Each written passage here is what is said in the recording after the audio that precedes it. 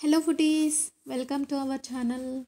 ఈరోజు స్పెషల్ వచ్చేసరికి పులిహోర అంటే నాకు ఎంత ఇష్టం అంటే ఒక చిన్న ఎగ్జాంపుల్ చెప్తాను. ఆ ఎగ్జాంపుల్ చెప్పగానే మీకు అర్థమైపోతుంది నాకు ఎంత ఇష్టం అనేది. నాకు 8th స్టాండర్డ్ కంప్లీట్ అయి 9th స్టాండర్డ్కి వెళ్తున్నాను. ఆ టైంలో నేను కంప్లీట్గా 15 డేస్ 3 పూట్ల పులిహోర తిన్నా.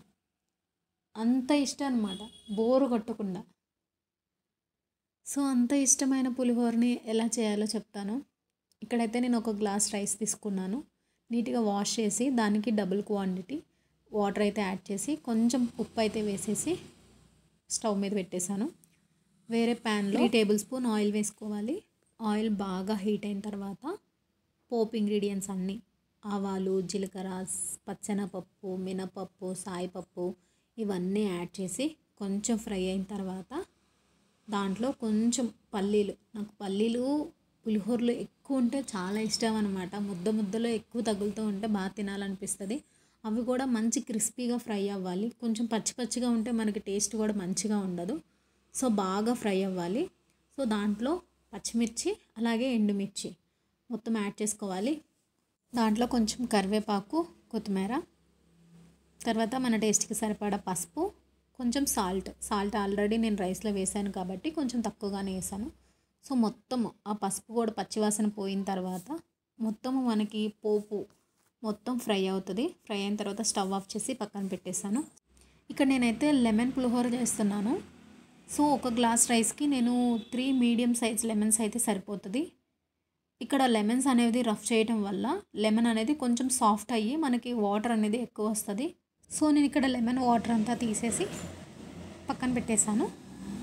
ముందుగా కుక్ చేసి పక్కన పెట్టిన రైస్ అనేది ఇలా ఆరబెట్టుకోవాలి విడివిడిగా, ముద్దగా కాకుండా మనకి ఇలా విడివిడిగా అయితే బాగుంటుంది. సో దాంట్లో మనం ముందుగా తీసేసి పక్కన పెట్టుకున్న లెమన్ జ్యూస్ అనేది యాడ్ చేసుకోవాలి. కొంచెం యాడ్ చేసుకుంటూ కొంచెంగా కలుపుకోవాలి. రైస్ మొత్తం ఆ జ్యూస్ అనేది అప్లై అయ్యేలాగా కలుపుకోవాలి.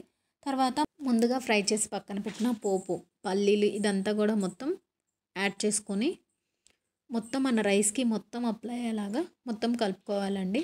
అలా కలుపుకున్న తర్వాత ఒకసారి సాల్ట్, పులుపు చెక్ చేసుకోండి. ఒకవేళ సరిపోతే సాల్ట్ యాడ్ చేసుకోవచ్చు.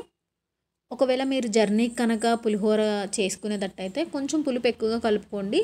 మీరు తినే టయానికి కరెక్ట్గా ఉంటుంది పులుపు అనేది. నాకైతే టేస్ట్ చాలా మంచిగా వచ్చింది. అలాగే దీనికి చిన్న బేసిక్ టిప్స్ ఉన్నాయండి. రైసు ఎసరు అనేది కరెక్ట్గా పెట్టుకోవాలి. రైస్ అనేది మనకి పొడిగా విడివిడిగా ఏ మెతుక్కుంటే మనకి పులిహోరకి చాలా మంచిగా అనిపిస్తుంది. అండ్ అలాగే పల్లీలు కూడా బాగా ఫ్రై చేయమన్నాం కదా అని బ్లాక్ కలర్ వచ్చేంత వరకు కాదు, కొంచెం క్రిస్పీగా, అప్పుడు టేస్ట్ మంచిగా ఉంటుంది. Thanks for watching. ప్లీజ్